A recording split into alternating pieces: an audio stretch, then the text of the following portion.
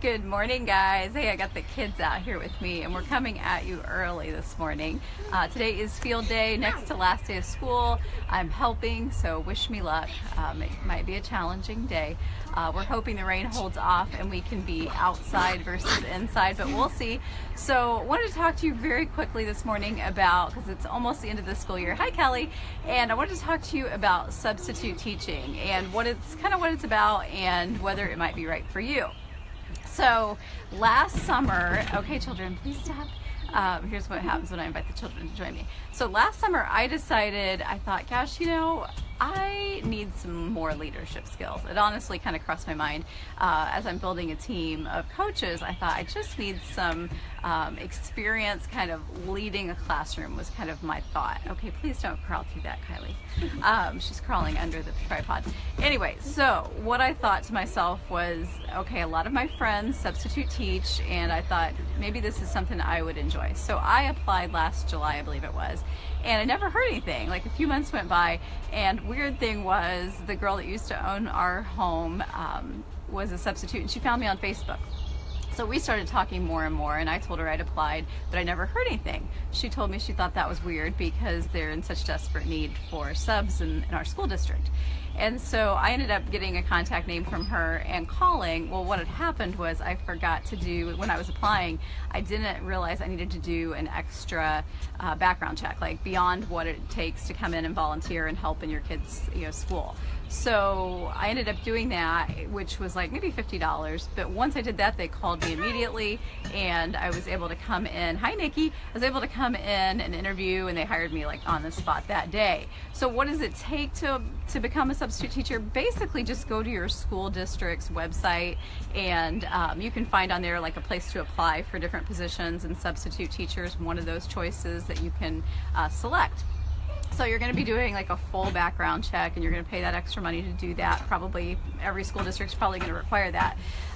But once you do that, I think most school districts are in need of subs and people that enjoy being around kids. So there's plenty of positions out there.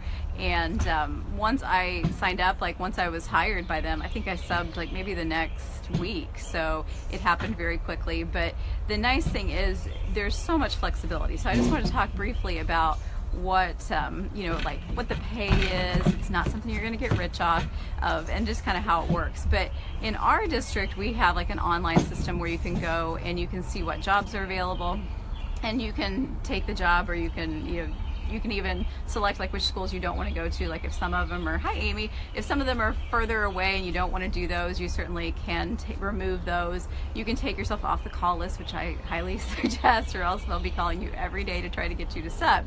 But I thought, once I started in October, I thought, I wanted to do, I thought like the elementary age.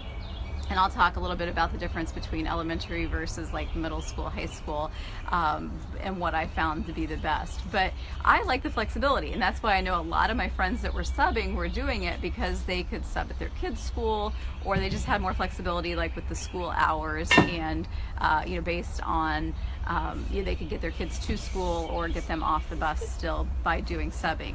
So you do need I believe it's a 2-year degree, so I think it's like 60 credits, 60 college credits, something like that, or equivalent. So you do need that as the basis to apply. And then the pay, okay, like I said, you're not going to get rich off of it. It's like $35 for a half a day and $70 for a full day. So you are working hard, typically. Now, depending on the age group you're doing, you're working pretty hard for that money.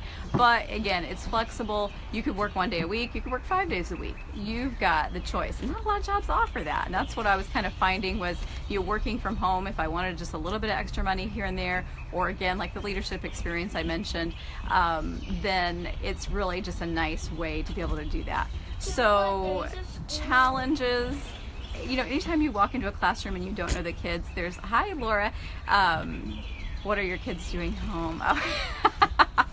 So, yeah, we're still home. The bus normally comes at 8:25, but I'll be taking them today since I'm helping with field day.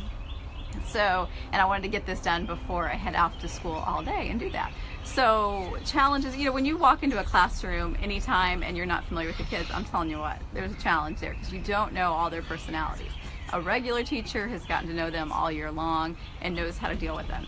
As an inexperienced person who's not a teacher, I taught, healthy eating to adults, so totally different market of people to work with, but it is challenging. So I will say that I thought kindergarten, first grade would be my favorite grades. I ended up finding out those are the most challenging. They're very needy, and they all come up to you at once and like want something, and they'll talk over each other. They have no idea, how to say, wait your turn. They just don't. They tattle all the time. Hi, Melanie.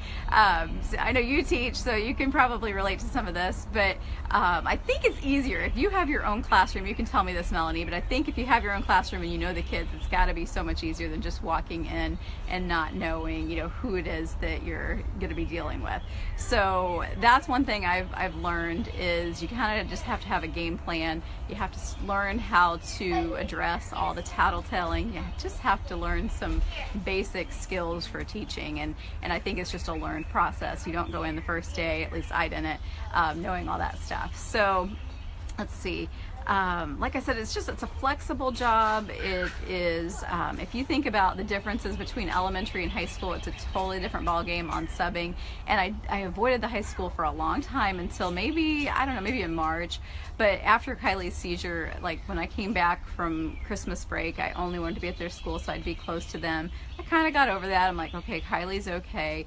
I'm going to venture out. So I did some intermediate schools. I did the junior high. I did the high school a few times. And I will say the high school is my favorite because it's so easy. It really, honestly, the high school teachers don't expect you to teach their subjects. So they give you usually a super simple lesson plan that they're to work on. Like they'll give you the sheets like, hey, here's what they're doing, or they have like a study hall and you can just sit and read. Okay, so that's pretty nice. So, for $35 just to sit there for 4 hours or whatever and read is not a bad deal.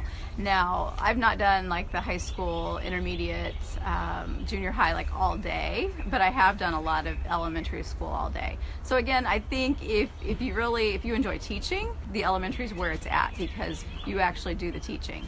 And one thing I will say is teachers that leave like a really detailed lesson plan, I will say those are like my favorites because what I found subbing is if you have some downtime, that's when things start to go south and you have some issues with kids. If you have even though it looks overwhelming to begin with, if you have a really detailed plan for the day, then it seems like things go pretty smoothly and you might not get to it all, but at least you had something to kind of fill your time. So I've got the kiddos calling me. I just wanted to tell you, so if you're thinking about it, it's a great thing, like I said, flexible.